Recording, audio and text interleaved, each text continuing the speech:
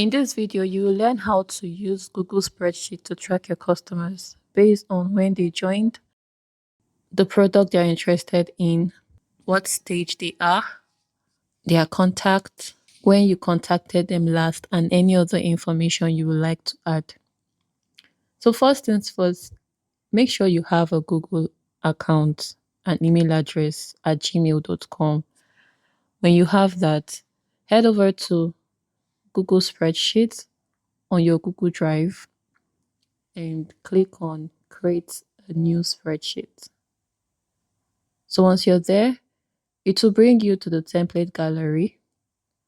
The template gallery has different templates that you can use, but for the sake of this video, we want to create a blank spreadsheet. We want to customize it based on our business activities. Once you're here, we already have like pre-built tables.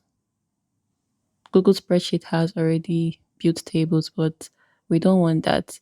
Let's go ahead to rename our spreadsheet to customer tracker.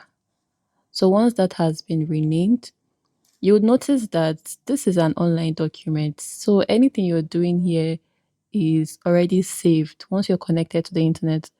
So even though you're changing anything, just know that it's saved, except maybe in a case whereby you forget your email address password. That's the only time you can access this. But once you have your email address, you're good to go. So now let's get straight into business. Let's name our sheet to, let's give it like different headers so we can have name, contact, product, stage, last contacted, and notes. So yeah, now that we've organized the header, we are going to start with the first column by putting the names of our customers. If you have it somewhere already, just paste it, copy it from there and paste it to save time. But because we want to work with just 5 or 7 names, so let's start by putting in the names of our customers. So Aisha, we can have Aisha here. We can have Amina. We can have Musa. And let's say Kemi. So now that we have these customers, we want to put their contact. So your contact can be Instagram handle. You can create a separate column for that. You can have their email address, and that's why customer data collection is very, very important. So you want to have their email address, but let's use their phone number in this case. So an imaginary number, let's say 89, 89, 90, and 98 here. For product, maybe the product that they are interested in, a product they've bought in the past, product that they really like, product that they've bought again. So for Aisha, let's say Aisha bought a bag, Amina bought shoes, Musa bought belts, and then Kemi cream. For the stage, we now want to really organize it into maybe a lead, prospect. Maybe Aisha is a new customer, Amina is a loyal customer, Musa is somebody that is interested, that's a prospect, and Kemi, let's say, is a paying customer. So for that, you highlight the column. So this column is D. Once you highlight it, you click on Insert and then navigate to drop down. This is your data validation rule. Okay, what this means is, how do you want this? What rules do you want to guide this particular column? So for this column, we want to have different stages like paying customer. We want to have lead, prospect, and then loyal customer. So if you notice, there's D1 to D1000 sheet 1. So this is sheet 1. But we want to start from D2, which is where Aisha, our customers, are starting. So you change, because if you leave it here, you would see that it will start counting here, which is not what we want. So we have to change D1 to D2. So we have D2 to D1000. So now that we have that, let's change the drop down content. So for this color, for stage, we want to have the first one, let's say lead. So we have lead, and let's leave the color as, should we change it? So let's just leave the color as ash. So adding another item, let's say we want it to be prospect. So this person is interested. We've talked with them. We know what they want. Maybe they want a shoe. We want to change the color to, let's give it yellow. Let's change the color to yellow. But I want to customize this yellow. Let's customize the yellow to, let's say, like burnt orange.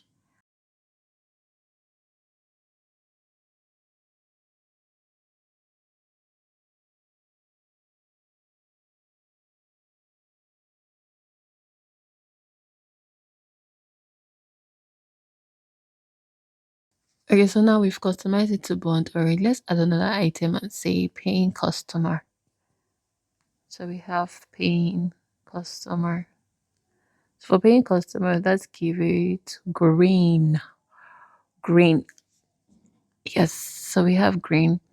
And then our last item, depending on what you can understand, this is just practice, depending on what you understand. So let's give this loyal customer and let's give it purple. So we give it purple. So yes, we now have, you can add as many items as you want, depending also on what you want, how you're tracking your customers. You could have something different. So now that we are done with validating our data with the rules, we click on done. Boom. We are done. Just click outside of the column and then the drop down for Aisha. Let's say Aisha is interested in a bag, or maybe she has talked to us about a bag. So you use your drop down arrow. When you click on it, you see everything that we inserted the first time, the rules guiding the particular column. So we say Aisha is a paying customer. You use the arrow to like adjust the size of your column. Then we say Amina. Amina is probably a prospect. And then Musa is a what? A, let's say, is a loyal customer. And then Kemi is a lead. We just met them, but we have their contact information. Then looking at um last contacted, let's look at last contacted. Let's say the last time we contacted Aisha, or the last time Aisha contacted us, let's say on the 23rd of April 2025. Click enter. Double tap inside the box. You see a calendar pop up. When you double tap, you see a calendar, so you can just adjust the date. Then you use your fill button. Just when you put your arrow there, you drag, you see other dates. You can easily double tap and customize. Put the dates based on when the person was last contacted. Okay. For notes, just put anything that maybe an action you want to take. Oh, this person said we should call them back by 2 p.m. Or reach out to this person next week, reach out to this person XYZ dates. Just something that maybe call them back on XYZ date or time. So you don't forget. Adjust the column as usual. Now we have the information that we need to really track these customers based on the product and then the stage that they are in. The next thing we want to do also is putting a date that they first joined, they became the a date that they joined your business. So to add a column, you click on where you want to add it, left or right.